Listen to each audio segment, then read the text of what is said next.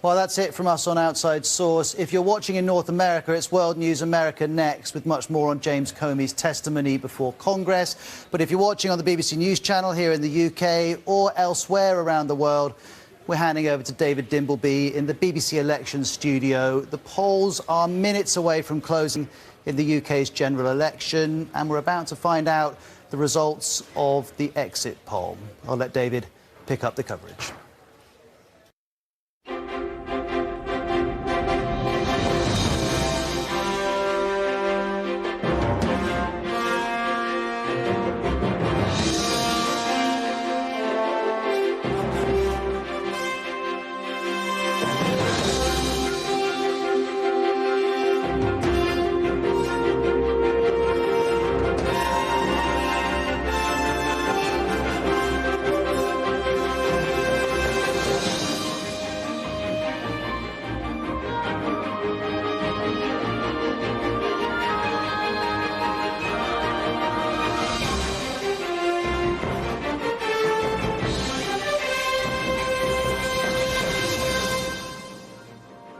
Good evening and welcome to the BBC Election Centre. Tonight is the third time in just over 2 years that we've come here to discover the result of a major UK-wide poll. In 2015, David Cameron's election victory led, of course, to the 2016 referendum that he'd promised. That resulted in the vote for Brexit and Cameron's resignation. And then this election called by Theresa May, in her words, to guarantee certainty and stability for the years ahead. A three-act drama. First indications of whether she's got what she wanted or whether Jeremy Corbyn has dashed her hopes will come with the exit poll at 10. Who gets to number 10? To Jeremy Vine's finishing line. Welcome to our virtual Downing Street, where we watched in 2015 as Conservative constituencies paved a path to number 10 and Labour were left a long way behind. What will happen tonight? Will the Conservatives get the 326 seats they need to win outright, or will Labour close the gap?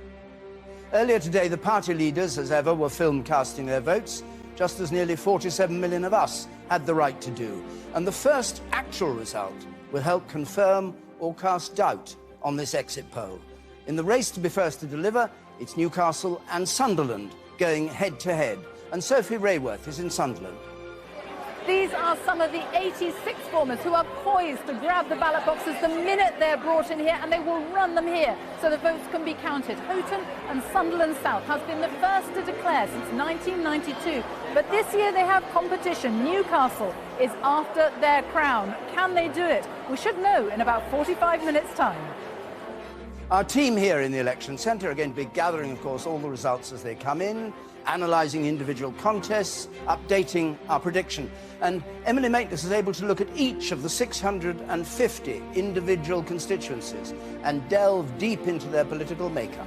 Never before have we gone into an election with such diverse predictions. Well, this is where we finally discover what the real numbers are. My giant touchscreen is being loaded with data, the result of talking to some 20,000 voters around the country. In a moment, I should be able to predict which seats could be changing hands. And on the balcony up there, Mishal Husain will be joined by politicians and commentators to assess why what happened happened and what the likely consequences are. Yes, I'll be here throughout the night getting thoughts, views and verdicts on what the message delivered by the people means for the parties, their policies and some political careers. And with me down here, our political editor, Laura Kuenssberg, waiting to talk about this exit poll with only a few moments to go.